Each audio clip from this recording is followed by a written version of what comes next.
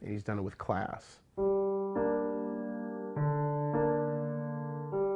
I felt like I had done all that I could in '09 to do well at the Olympia, and everything just went wrong. I got sick, I got hurt a couple of times. You know, everything, my personal life was in shambles. I mean, everything just went wrong. People were dying in my family. I mean, everything was going wrong. I remember after placing 5th, I was like, I'm never gonna feel this way again. I don't wanna feel like that again. So I wanna be so good that people remember my name as being one of the top guys. Because people wrote me off right after that, you know. So I did. Trained harder than I ever trained at the time. And the results, you know, showed. I want to welcome everyone to the Mr. Olympia. You know, 2 days out before the show, I mean, I was like, I'm ready to kick the crap out of everybody. The whole prejudging, I thought I owned it. It was weird. Like, I really thought I was going to win. And that was a cool feeling. Even though I didn't win, it was cool just to think, like, maybe it was a half a second where I just felt it, like, oh, this is what it's going to feel like, you know? But I think what's even cooler was to hear Jay's fans screaming, my fans screaming, bam, bam, bam. And I'm like, this is like when I was getting ready for my first junior nationals, the USA, when I would download motivational videos on YouTube and put them on the Sony PSP doing cardio to watching Jay Cutler and Ronnie Coleman get after it. 1 and 2, 1 and 2, all those years. I used to watch that stuff repeatedly over and over again on my little Sony. I used to watch it all day doing cardio.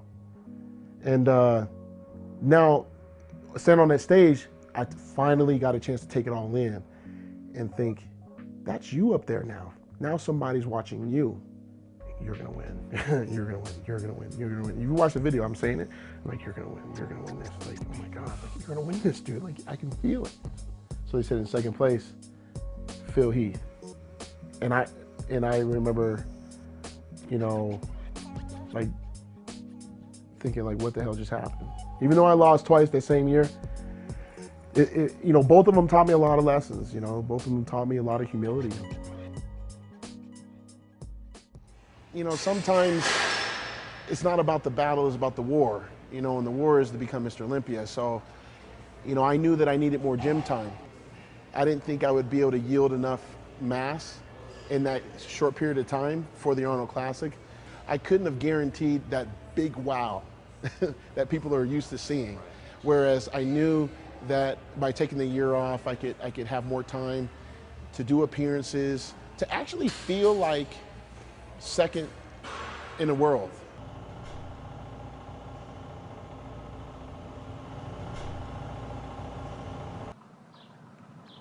I came back here and here a mess.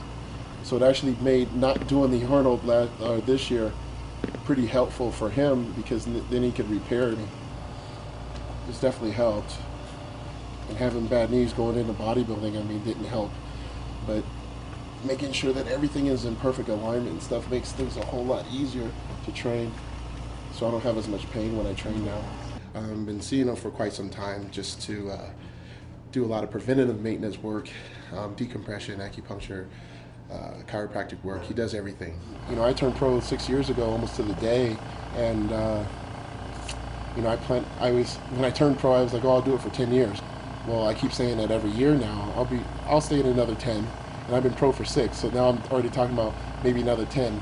I mean, as long as I can still compete at a high level and feel like, you know, I'm healthy, which I have been, I don't see why I can't do this forever. At least in my mind, I feel I can do it forever. I don't know.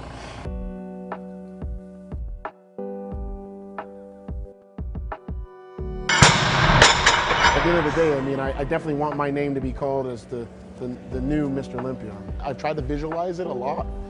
I don't know if I'm gonna just put my hand up or put Jay's hand up or fall down crying. I don't know. I do know that after my own personal celebration, the first thing I'm probably gonna do is probably hug Jay.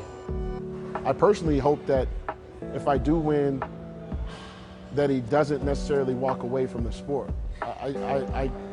You know, I get kind of emotional thinking about the day that he talks about, you know, possibly leaving. Honestly, I just pray to God that both of us can be the last two standing, man. I mean, nothing against anyone else. It's just that I like going against my best friend in the sport, you know? And I just know that the things that he's instilled in me have been, you know, leadership, responsibility, you know, integrity, hard work, dedication, being resilient, knowing how to persevere through anything. And I just hope that I can carry on his legacy, you know, whether I win or not.